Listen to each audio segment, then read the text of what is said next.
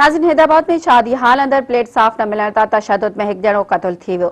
मक़तूल जे वारसनि जवाबदार गिरफ़्तार करण ताईं लाश दफ़नाइण खां इनकार करे छॾियो आहे। तफ़सील ॿुधाए रहियो आहे सलीम अला।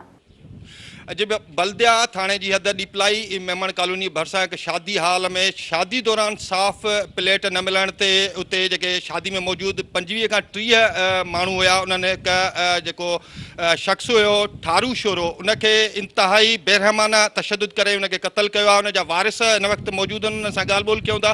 साईं, तव्हां ॿुधायो कीअं हीउ वाक़ियो पेश आयो आहे?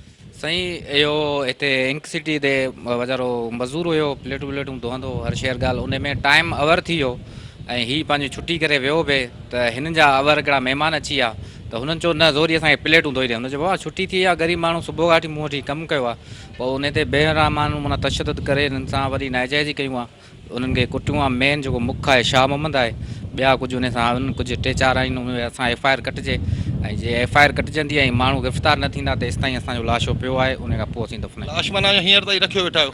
लाश अञा ताईं रखियो आहे असां जेको सो पुलिस बि ताउन में आई आहे ऐं गिरफ़्तार इन लाइ विया आहिनि ऐं गिरफ़्तारियूं थियनि त पोइ उन खां पोइ बेगुनाह मुआ असांजो 300 रुपया ॾियारी कमाइण वारो हुनजा 4 ॿारनि हुनखे केरु खाराईंदो हुन ग़रीब खे। ऐं जेको आहे सो शाह मोहम्मद उन जेको आहे सो पंहिंजे माण्हू वठी असांजो हिकिड़ो बेगुनाह ग़रीब मारी आहे। असां त आला इदारनि खे अपील था करियूं त असां सां मदद कनि। असां तेसिताईं लाश न दफ़नाईंदासीं तेसिताईं असांजो पंहिंजो को कुझु थिए नथो, FIR नथी थिए, माण्हू गिरफ़्तार नथा थियनि, तेसिताईं असीं लाश रखी वेठा आहियूं। रात जो तक़रीबन लॻभॻि 12 बजे जो टाइम हो त ईअं थियो जो असांखे आवाज़ूं आयूं त को झेड़ो थी पियो आहे, पर जो माण्हू 30-40 ॼणा त असांखे इहा ख़बर कोन हुई त असां सम्झो को पाण में दावत वारा विड़ी पिया आहिनि। छोकिरा जेॾीमहिल मुंहिंजा वेझा विया त उन्हनि ॾिठो त असांजो हिकिड़ो छोकिरो आहे जेको प्लेटूं धोईंदो आहे, उन सां सभु विढ़नि पिया था। पोइ छॾा करायो त हू बेहोश थी चुको हुयो। पोइ असां उनखे अस्पताल खणाए वियासीं त उते ख़बर पई त हू वीचारो गुज़ारे वियो। पोइ कई ॾाढी बेवाजिबी आहे दावत हुई, उन्हनि असांजे ग़रीब छोकिरे खे मारे विधो।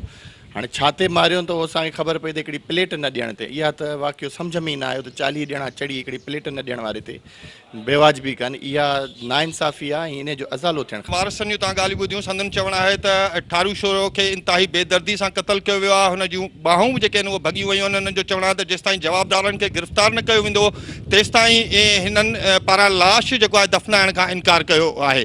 कैमरामैन ज़ाकिर लगारी सां गॾु सलीम अला, मेहरान TV न्यूज़, हैदराबाद।